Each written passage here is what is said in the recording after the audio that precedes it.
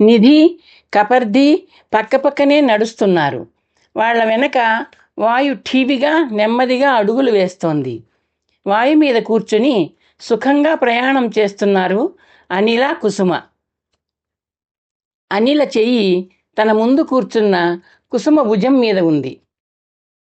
దారికి రెండు వైపులా దట్టంగా ఉన్న చెట్ల మీద, పొదల మీద ఉన్న అడవి పక్షులు కోలాహలంగా అరుస్తున్నాయి. ఇరువైపులా పెద్ద పెద్ద వృక్షాలు ప్రేమతో కరచాలనం చేస్తున్నట్టు దారి మీదికి వ్యాపించి ఉన్నాయి కొమ్మలు. దారిలో నడిచే వాళ్ల కోసం నీడ కల్పించే ఉద్దేశంతో పచ్చని పందిళ్లు వేసినట్టుంది చెట్ల కొమ్మల కలయిక. దట్టంగా అల్లుకున్న కొమ్మల మధ్య సూర్యుడు కిరణాలతో చిల్లులు పొడుస్తున్నాడు. కాసేపట్లో పరిసరాల దృశ్యం మారింది. ఇప్పుడు దారికి రెండు వైపులా చెట్లు లేవు. ఎత్తుగా, ఏపుగా పెరిగిన తమలపాకు తోటలున్నాయి. సన్నగా గెడకర్రల్లా ఎత్తుగా పెరిగిన అవిసె చెట్లను అల్లుకుని పైకి ఎగబాకుతున్నాయి తమలపాకు తీగలు. దృశ్యం మారినట్టే చుట్టూ వ్యాపిస్తున్న సువాసన కూడా మారింది. అందుకు కారణం తమలపాకు తోటలని తెలుస్తోంది నిధికి. ముదురు ఆకుపచ్చ రంగుతోనూ, లేత ఆకుపచ్చ రంగుతోనూ ఉన్న తమలపాకులు ఆ రంగులతో తమ వయసును తెలియజేస్తున్నాయి. తాము ప్రయాణం చేస్తున్న మార్గం పూర్తిగా రహస్యంగా ఉంది. కూర్చుని మాట్లాడుకున్న చోటుకు కొద్ది దూరంలోనే దట్టమైన అరణ్యం ప్రారంభమైంది. ఇంతసేపు చెట్టు వేసిన పందిళ్ల కింద మెలికలు తిరిగిన దారి ఇప్పుడు తమలపాకు తోటల మధ్య తిన్నగా గీసిన గీతలా సాగుతోంది. ప్రయాణం ప్రారంభించే ముందు తమను రహస్యంగా గమనించే గూఢచారుల ఉనికి కోసం చుట్టూ కనుచూపు మేర జాగ్రత్తగా పరికించి చూశాడు నిధి. ఎక్కడా ఎవరూ లేరు. కపర్ది చెప్పినట్టు కొండ మీద నుంచి దూకిన ఇద్దరిని చూసి వెనుదిరిగి ఉంటారు వేగులు. మనం వెళ్తున్న గ్రామం ఇంకా ఎంత దూరం ఉంది? కపర్దిని అడిగాడు నిధి. మనం వెళ్తున్నది గ్రామం కాదు, గురుకులం. నాకు చదువు నేర్పిన గురువుగారి నివాసం, కపర్ది అన్నాడు. చుట్టుపక్కల గ్రామాలు ఉండాలే. తమలపాకు తోటలున్నాయంటే వ్యవసాయదారులు సమీపంలో ఉన్నట్టే కదా అన్నాడు నిధి. అవును, చుట్టూ చాలా గ్రామాలున్నాయి. ఆ గ్రామాల నుండి వచ్చిన విద్యార్థులు మా గురువుగారి ఆశ్రమంలో గురుకుల వాసం చేస్తారు. మీ గురువుగారిది ఏ గ్రామం? నిధి అడిగాడు. మా రుద్రగిరే. చాలా కాలం క్రిందట నేను పుట్టకముందే ఇక్కడ గురుకులం స్థాపించారు. మీరిద్దరూ సాహసం చేయబోయే ముందు ఆయన దర్శనం చేసుకున్నారా? ఊహించని ప్రశ్న విని కపర్ది ఆశ్చర్యంగా చూశాడు. లేదు. నిధి చిరునవ్వు నవ్వాడు.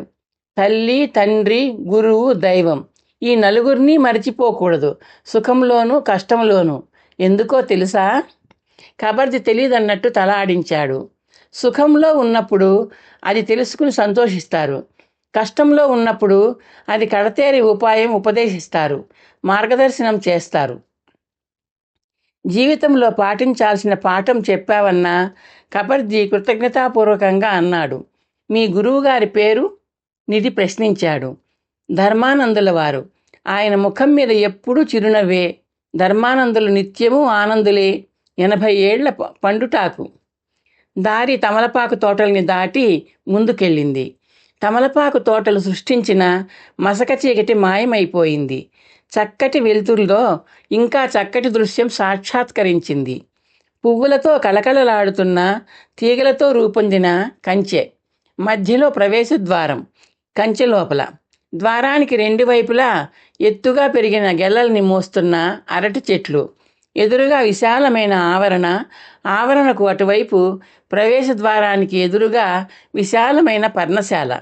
దాని ముందు భాగం నుండి విశాలమైన వీధికి ఇరువైపులా చిన్న చిన్న పర్ణశాలలు.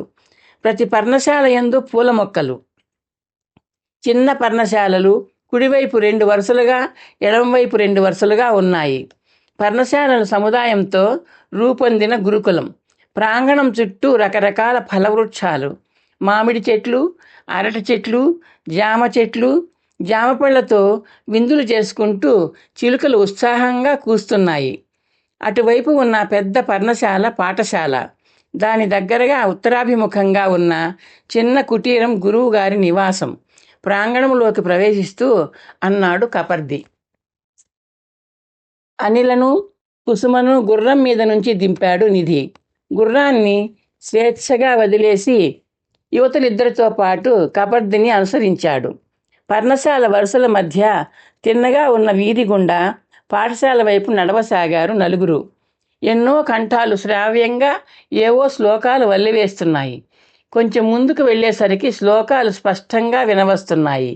ప్రాచీన కవి రచించిన సంస్కృత సుభాషితాలవి. నలుగురు పాఠశాలను సమీపించారు.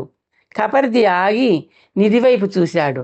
గురువుగారిని దర్శించి అనుమతి తీసుకువస్తాను అంటూ గుమ్మం దాటాడు. పాఠశాలలో విద్యార్థులు వరుసలుగా క్రమపద్ధతిలో కూర్చున్నారు.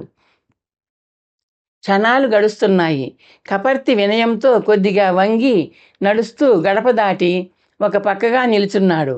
కాసేపట్లో కాషాయ వస్త్రాలు ధరించిన ధర్మానందుడు గుమ్మంలో ప్రత్యక్షమయ్యాడు.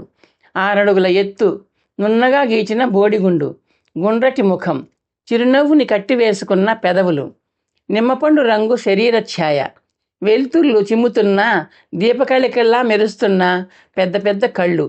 80 ఏళ్ల వయసు తన ప్రభావాన్ని ఆయన మీద చూపించడంలో ఓడిపోయినట్టుంది. మెట్లు దిగి దగ్గరగా వచ్చిన ధర్మానందుడికి నిధి, అనిల, కుసుమ వినయంగా నమస్కరించారు. సుఖీభవ, ధర్మానందుడి కంఠం గంభీరంగా అంది. గురువుగారు, ఈయన పేరు నిధి. నేను నా అన్నలా భావిస్తున్నాను. ఆమె అనిల, నిధి అన్నగారి స్నేహితురాలు. సుదూర ప్రాంతం నుండి వచ్చారు. ఈమె కుసుమ, మన రుద్రగిరి గ్రామమే. కుసుమ తడబడుతూ ఆగిన పూర్వ శిష్యుడిని చిరునవ్వుతో చూశాడు ధర్మానందుడు. కుసుమ నీ స్నేహితురాలా? గురువుగారి ముందు దాచలేను. స్నేహితురాలు కాదు, ప్రియురాలు. కపర్ది కొద్దిగా సిగ్గుపడుతూ అన్నాడు. ధర్మానందుడు కుసుమ వైపు ప్రసన్నంగా చూశాడు. బాగుంది, ఈడైన అందగత్తెని ఎన్నుకున్నావు. అనుకోకుండా వచ్చి ఆనందం కలిగించావు కపర్ది. అనుకోకుండానే వచ్చాను గురువుగారు. అందుకు కారణం ఈ అన్నగారు. ఆర్య, మీ ఆశ్రమంలో మాకు కొంతకాలం ఆశ్రయం కావాలి, నిధి వినయంగా అడిగాడు. ధర్మానందుడు చూపులు నిధి మీద నుండి అనిల మీదికి మళ్లించాడు. బంగారం రంగు వస్త్రాలలో బంగారం రంగు శరీరం, ఏదో అద్భుతమైన కళతో మెరుస్తున్న ముఖం. ఆమెవి నేత్రాలు కావు, అయస్కాంత దర్పణాలు. ఏదో సుగంధం ఆమె నుండి లీలగా గాలిలో వ్యాపిస్తున్నట్టు ఉంది. ఆమెను కన్నవారు అదృష్టవంతులు. ధర్మానందుడు ఆలోచనలకు అడ్డుకట్ట వేసి అనిల వైపు చిరునవ్వు నవ్వాడు. అమ్మా అనిలా? అనిల రెప్పలెత్తి చూసింది. ఏమీ అనుకోకమ్మా, సందర్శించాక స్పందించకుండా ఉండలేకపోతున్నాను.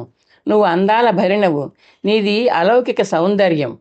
ఆర్య అంటూ అనిల చేతులు జోడించింది. నిన్ను కన్న భాగ్యవంతులు ఎవరు తల్లి? అనిల ఉక్కిరిబిక్కిరవుతూ వాలుగా నిధి వైపు చూసింది. నిధి కొంచెం ముందుకు జరిగాడు. ఆర్యులు క్షమించాలి, కొన్ని ముఖ్యమైన కారణాల వల్ల అనిల గురించిన వివరాలు విన్నవించుకోలేం. ఓ, ధర్మానందుడు సాభిప్రాయంగా అన్నాడు. ఊహించగలను. అమ్మాయి కన్నవారిని వదిలి నీతో ఆర్యులు మళ్ళీ మన్నించాలి. మా ఇద్దరి మధ్య అలాంటి సంబంధం లేదు. ఆమె నా స్నేహితురాలు, నేను ఆమె స్నేహితుడిని, అంతే. అనిల నా ప్రేయసీ కాదు, నేను ఆమె ప్రియుణ్ణి కాను. నిధి ఆయనకు అడ్డు తగులుతూ అన్నాడు. అలాగా, ప్రేయసీ ప్రియులు బంధం కన్నా, భార్యాభర్తల బంధం కన్నా స్నేహబంధం గొప్పది. మైత్రీ బంధాన్ని స్వార్థ కల్మషం అంటదు. ధర్మానందుడు అన్నాడు. ఆశ్రయం కావాలన్నావు నాయన, ఈ ఆశ్రమం మీదే. గురువుగారు మీతో కొన్ని విషయాలు మనవి చేయాలి, కపర్ది అన్నాడు. ప్రయాణం చేసి వచ్చారుగా, ముందు ఆకలి దప్పులు తీర్చుకోండి అంటూ ధర్మానందుడు భోజనశాల వైపు దారి తీశాడు. ఈ కథ మీకు నచ్చితే లైక్ చేసి, షేర్ చేసి, సబ్స్క్రైబ్ చేస్తారని ఆశిస్తున్నాను.